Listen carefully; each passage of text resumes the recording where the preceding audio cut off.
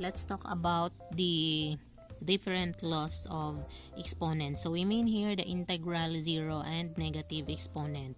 So law number 1, you have the product of a power. So the product of a power states that if a raised to the power of m times a raised to the power of n is multiplied together, then the product is just equal to a. You just copy the base and then you add the exponent. So you have a raised to the power of m plus n. So for example, you have x raised to the power of 5 times x raised to the power of 7. They have the same base, and then they have different exponents. So you have to just copy the base and add the exponent. 5 plus 7, you have 12. So x raised to the 12 power. Okay. Next, law of exponents. So we have the quotient of a power. The quotient of a power states that if a raised to the power of m divided by a raised to the power of n, you just copy the base and then subtract the exponent. So you have m minus n. Okay, example, you have n raised to the power of 5 divided by n raised to the power of 3. That is equal to, you just copy the base n and then subtract the exponent. 5 minus 3, that is equal to n raised to the power of 2. If you have a constant, for example, or a number, say 2 raised to the power of 5 divided by 2 raised to the power of 3. So you simply have 2 raised to the power of 5 minus 3. That is 5 minus 3 is equal to 2 raised to the power of 2. And then so you have to simplify that one since that is a number. So 2 multiplied by itself twice. So you have 2 times 2. That is equal to 4. So that is our answer. For law number 3, we have the power of a power. So a raised to the power of m raised to the power of n. So a to the power of m times raised to again to another power, which is n. So you simply multiply. So that is a m times n. So example, we have x to the 5th power raised to the 2nd power. So you have to multiply x 5 times 2, that is equal to 10. For example, if you have a constant 3 raised to the power of 2 and then raised again to a power of 2. So that is you have 3 raised to the power of 4. So simplify, you have to multiply 3 4 times by itself. So 3 times 3 times 3 times 3, you have 81. Okay. Law number 4, we have the power of a product. The power of a product. So you have the product, for example, the product of a times b raised to a certain power. So that means you have to distribute each of the exponent to the factors of the product. So you have a raised to the power of m and b raised to the power of m. Example, we have the product of 2x raised to the power of 2. So you have 2 times x raised to the power of 2. So that means you have to distribute the exponent to each of the factors of the product. So you have 2 squared and then x squared. So your final answer would be, you have to multiply 2 twice. So you have 2 times 2, that is 4. So you have 4x squared. Next, number 5. Law number 5, you have the power of a quotient. For example, you have a over b. That is a quotient raised to a certain power. For example, you have m. So you just simply distribute the exponent to each of the term here. So you have a raised to the power of m divided by b raised to the power of m. So for example, you have the expression 3 over x. 3 over x. So you have 3 over x raised to the power of 3.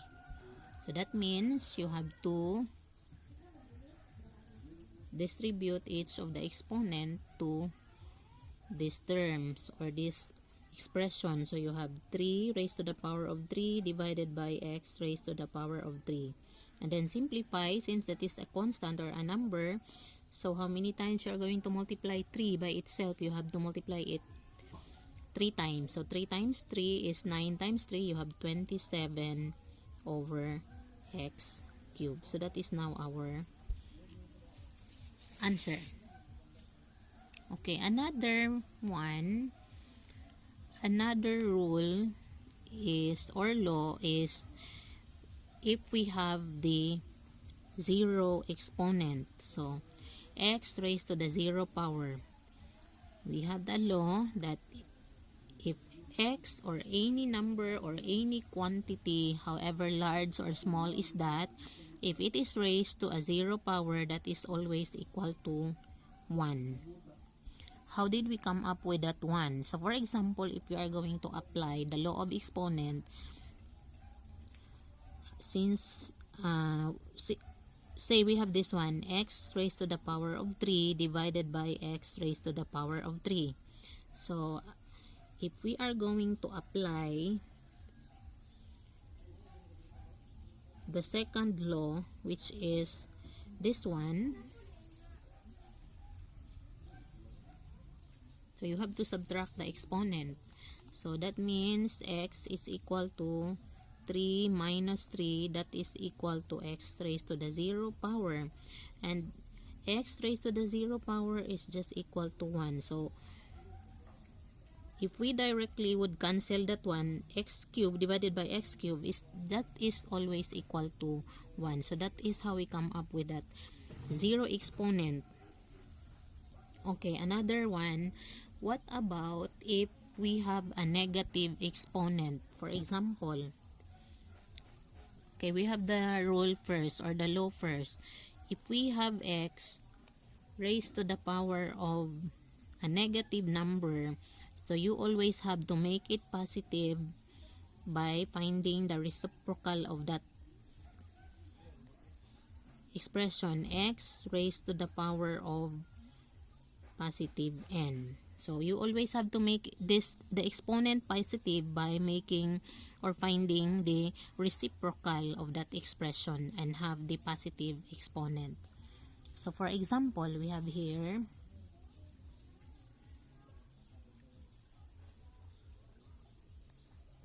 2 raised to the power of 5 times 2 raised to the power of 3. So what are we going to do with that one?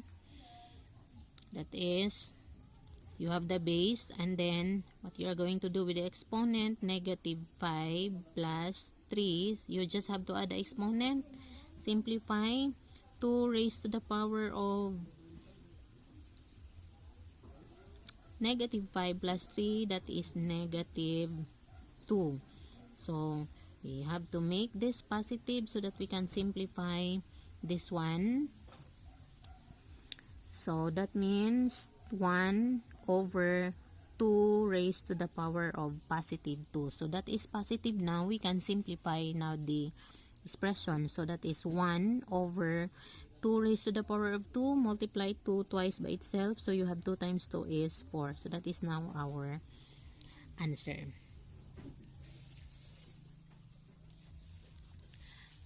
Another one. Last example, if we have, for example, 3x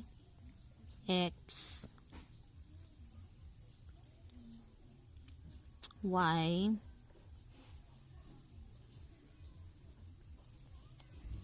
3xy to the p power times 5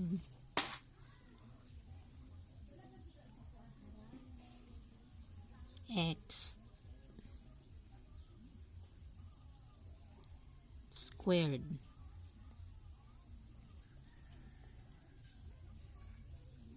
y to the negative 7 power. Okay. So how are we going to find the product of this one? Multiply 3xy to the p power times the quantity 5x squared y to the negative 7 power. So you can still apply the laws of exponent, but when you simplify that, make sure that all the exponents are positive. So apply the laws of exponent. 3 times 5, so you have 15, and then you have x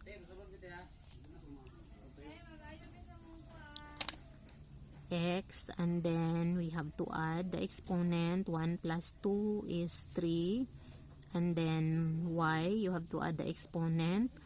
Negative 7 plus 5 is negative 2.